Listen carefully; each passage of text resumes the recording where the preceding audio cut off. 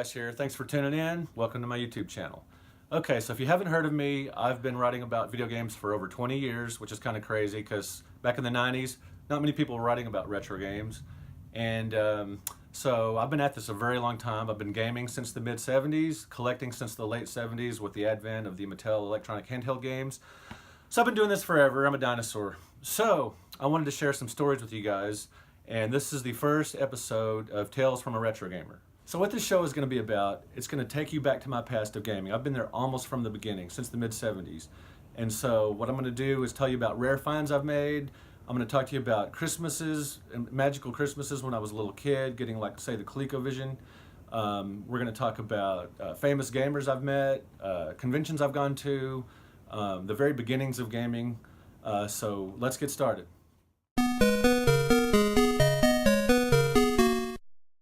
Let's go back to 1975. I was a little kid, I was 8 years old. I didn't know my ass from a hole in the ground. But I did know about video games. Our family had gone to the occasional bowling alley, skating rink, that kind of thing. And you would see video games mixed in with the pinball machines. You know, most of these kind of places, the bigger ones had an arcade in the corner somewhere. And there were electromechanical machines, there were pinball machines, and just a few video games. This was before Space Invaders, before Asteroids, before Pac-Man, before video games had really gone super mainstream. I specifically remember Midway's Gunfight, and I remember Pong. And those were great, those were cool. I loved video games. I thought this was really interesting, but they weren't completely mind-blowing because I'd already played pinball.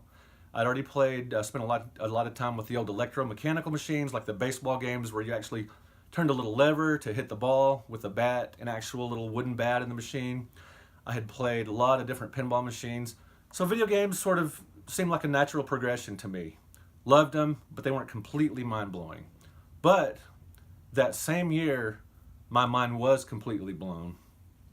Christmas 1975, a week after that, we went to my cousin Dana's house. Now they live in just this little town, McGregor, right outside of Waco, Texas. And we would go there, and it was a super fun place to go because for whatever reason, they didn't really have rules at their house. You could stay up as late as you want. You could eat what you want. Candy bowls were everywhere. You could have as much soda as you wanted. It was crazy. Fast food. It was just a super fun place to go.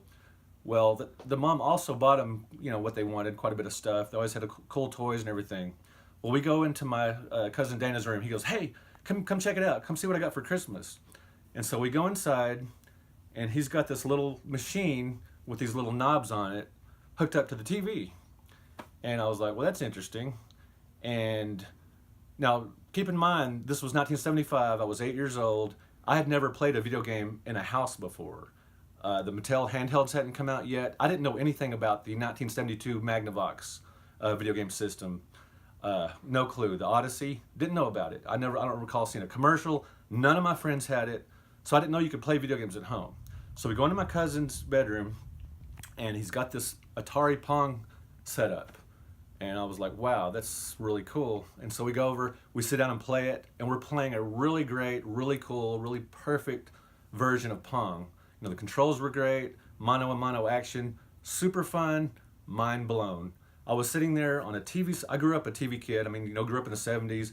Everybody watched the Saturday morning cartoons, and Land of the Lost came out in 74, loved that. Loved Star Trek, etc., etc. Pretty soon I'd be watching Super Friends, loved TV, but it blew my mind that you can control images on the television set. So my brother and I played this the whole weekend we were there. And by the time we left, we got better than my cousin and his sister at the game. You know, they'd been playing it for a week. We just played it for a couple of days. We were already killing them because we were just completely obsessed with this thing. Awesome. So that was 75. The following year, I would get more into video games when Breakout came out. That came out in 1976. That was Pong you could play by yourself, but with the addition of being able to knock out little bricks at the top of the screen, and that sort of predicted the whole wanting things to disappear on the screen like we saw with Space Invaders and Tetris and all that. But anyway, that's a story for another time. So anyway, I hope you've enjoyed looking back at the past, at the year 1975, and how I discovered video games. And what really blew my mind was the Atari Pong that you could actually play at home. Mind blown. Of course, nowadays everybody has video games in their pocket with their phones. Just about every household has a game system or a PC or something set up where they can play games. back then it was super like exotic and rare. It was crazy. And it pretty much changed my life. And so anyway, thanks for watching. Thanks for subscribing. You'll notice I'm wearing the Retropalooza Houston shirt. I will be there June 8th and 9th, autographing books. If you're not in the market for a book, just come by my booth and say hey if you're in the Houston area.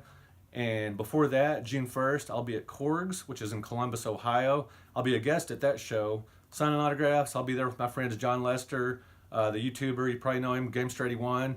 Also with other authors, Michael Thomason and Leonard Herman. Going to be there having a blast. Come out and check us out if you're in the Columbus, Ohio area. It's even worth a drive down from Cleveland. So anyway, thanks for watching. I appreciate it, and welcome to the first episode of Tales from a Retro Gamer. Peace out.